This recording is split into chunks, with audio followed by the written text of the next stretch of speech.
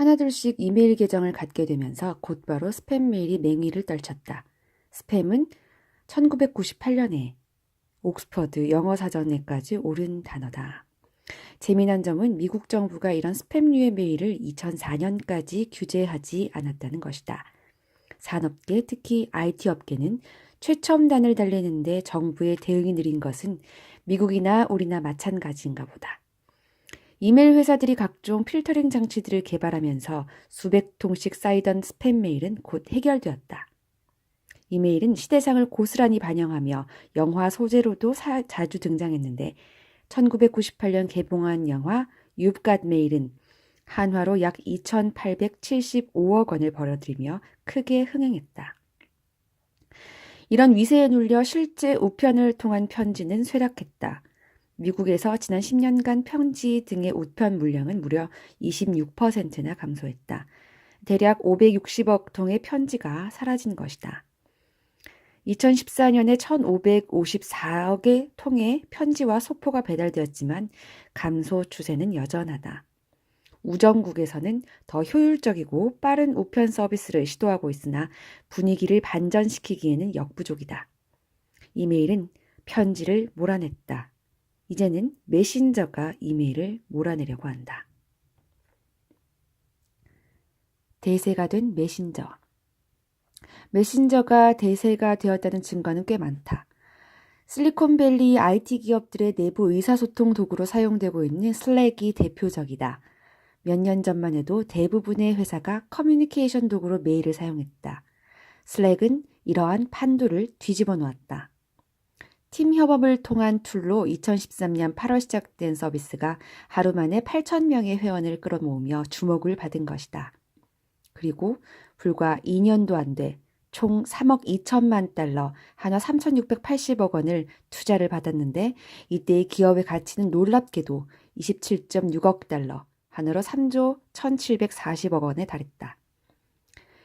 이후 추가 투자금을 받아 기업 가치는 36억 달러, 한화 4조 1,400억 원에 이르렀으며 총 회원 수도 200만 명을 넘어 계속 상승 곡선을 그리고 있다. 2015년 3월 파이낸셜 타임즈는 이런 보도를 했다. 마이크로소프트 오피스와 블랙베리 핸드폰 이후 오랜만에 업무용으로 사용되다 대중으로 퍼져나간 기술이 등장했다. 바로 슬랙이다. 회사 업무용으로 시작해 일상생활에 파고들 정도로 슬랙은 강력했다. 화려한 스포트라이트의 주인공 슬랙도 핵심은 메신저다. 회사에서 사용하기 편하도록 주제별로 분류된 채팅방 서비스가 주력 아이템이다. 파일과 사람, 대화 내용 검색이 용이하고 파일 전송이 쉽다는 장점을 가진 채팅 서비스다. 물론 이메일이 여전히 유용하다는 주장도 그치지 않는다. 이메일은 온라인 어디서나 접근이 가능하다.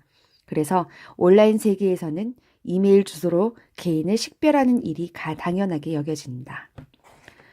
많은 서비스들이 아이디로 이메일 주소를 요구하는 이유다. 또 이메일 자체에는 중앙 통제 기능이 없다. 다양한 SNS들이 사용자의 이용을 통제하거나 특정 방향으로 유도하는 것과 차이가 있다. 그만큼 자유도가 뛰어나다. 이용 요금도 없다. 메신저와 비교해 상대적인 점도 있다. 이메일을 보낼 때와 메신저로 채팅할 때를 떠올려 보자. 이메일은 작성하는 동안 수정이 가능하다. 의사소통에 앞서 생각할 기회도 많다. 다른 동료에게 의견을 구할 수도 있다. 메신저는 다르다. 둘 사이의 차이는 마치 녹화방송과 생방송의 그것과 같다. 재미는 있을지 모르지만 실수 가능성이 크다. 전혀 원하지 않는 방향으로 진행될 수도 있다. 그러나 대세를 업지는 못한다. 메신저 속에서 채팅은 이미 강력한 힘을 발휘하고 있다. 메신저의 기능을 짧은 호흡을 원하고 바로 결론이 나기를 바라는 대중의 욕구와 대부분 일치한다. 결정적으로 이메일은 사업 주체의 입장에서 보면 확장이 쉽지 않다. 다음이 숱한 도전과 합병 등을 통해 새로운 길을 모색했지만 한메일은 사업적으로 봤을 때 제자리였다. 마이크로소프트의 한메일 서비스도 비슷한 길을 걸었다. 메신저는 다르다. 페이스북의 지난 몇 년간 사업 전략에도 이러한 흐름을 엿볼 수 있다. 우선 페이스북 계정 없이도 페이스북 메신저의 로그인이 가능하도록 했다. 페이스북의 사업의 본질인 SNS보다 메신저에 비중을 둔 셈이다. 또 다양한 상거래적 시도도 이어지고 있다. 상품 전시와 판매는 물론 고객 관리도 메신저 기반으로 이루어지도록 설계해 나가고 있다. 인공지능 탑재도 메신저 플랫폼이 우선이다. 사방으로 뻗어나가는 데에는 메신저가 유리한 플랫폼임을 알 수 있다. 중국의 전자상거래 서비스인 타오바오도 채팅 서비스 아리왕왕을 통해 판매자와 구매자 간 대화를 유도해 짭짤한 재미를 보고 있다. 서비스의 편리함과 신속성이 확보되기 때문에 특히 소비자에게는 필수 옵션이 되고 있다. 캐나다의 메신저 기업인 킥이 중국 메신저 기업인 텐센트로부터 5천만 달러 한화 약 575억 원의 투자를 받은 것도 같은 이유다. 메신저 플랫폼을 이용해 북미 전자상거래와 금융사업 등에 진출하려는 중국 텐센트의 의도가 담겨 있다. 메신저와 관련된 확장 시장을 놓고 IT 거인들, 특히 미국과 중국 기업들이 대결에 시작된 셈이다. 전송 버튼을 누르기 전에. 역사적으로 보면 중국은 문장을 중요시했다. 오래전부터 한자를 활용한 문장 표현이 발달했다. 일본의 작가 시바 료타료는 유비가 제갈공명의 초막을 찾아갔을 때 제갈공명이 설명한 산분지계도 글로 썼을 것이라고 추측한다. 유비와 제갈공명이 사용한 사투리가 서로 달랐을 것이고 무엇보다 산분지계의 내용이 길고 어렵기 때문이라는 이유다. 훗날 많은 이들이 읽고 흥분한 출사표에서도 제갈공명의 글솜씨를 느낄 수 있다. 중국 본류는 한자로 문장을 만들고 이를 통해 의사를 전달하는 방식을 최고로 쳤다. 하지만 중국 대륙을 오가던 이민족은 달랐다. 몽골이 지배하던 시절에는 나라의 명령이 암송으로 전달이 되었다. 두운과 가군이 붙은 운문이라서 외우기가 쉽다고는 하지만 꽤나 생소한 모습이다.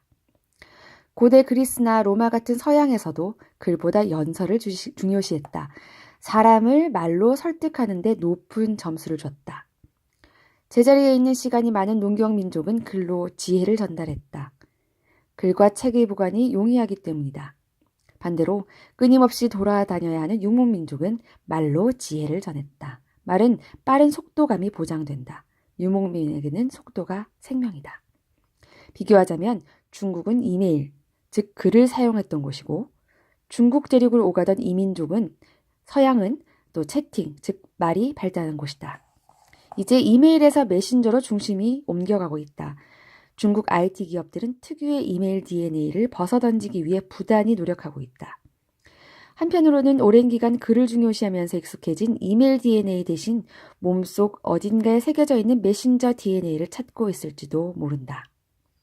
빠른 통신을 위해 봉화를 만들었던 민족이기 때문이다.